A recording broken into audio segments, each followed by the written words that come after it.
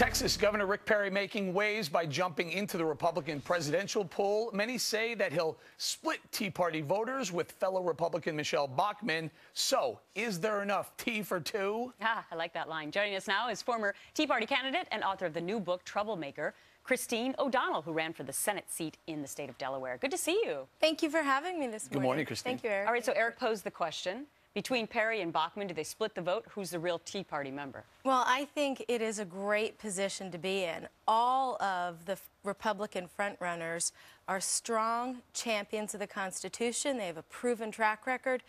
Unlike any other time in at least my political history, which is, over 20 years. I won't say how much over 20 years. But usually in a primary, there's the moderate, there's the liberal, and then there's the conservative trying to appeal to the base.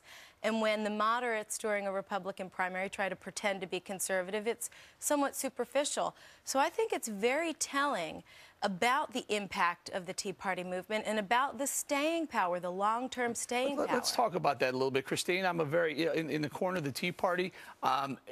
There's a new Fox News poll out that shows the disapproval rating, or I guess here it is. The favorable rating is 31%, the unfavorable being 51% of the Tea Party.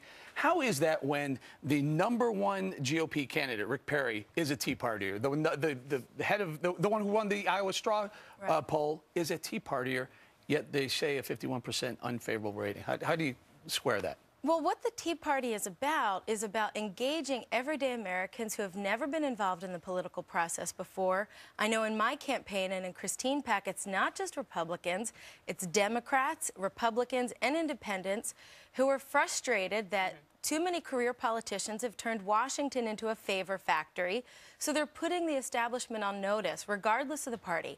So those establishment elites who have access to the media are really maligning the Tea Party and trying to give them a bad name because they are so effective. And they are so effective, the proof is just this whole debt debate this past summer. Their voice is being heard. Yeah, and yet the favorability rating for the Tea Party has gone down since April from 36 to 31. But maybe to answer your question, Eric, it's because when you look at the numbers for Perry, those are likely Republican voters. Yeah. I believe that poll is for all voters. Right. And one of the most important things will be to appeal to the independents. Right. How does the Tea Party do that? Because we all know every election is determined by the independents. Well, one of the things that we have to do is push back, and that's actually why I wrote my book, not to plug the book, but I tried to. Right now, we are at a crossroads. And if the Tea Party allows ourselves to be scared out of the political process by the pushback that we're getting from both sides, then those favorable ratings will continue to decline.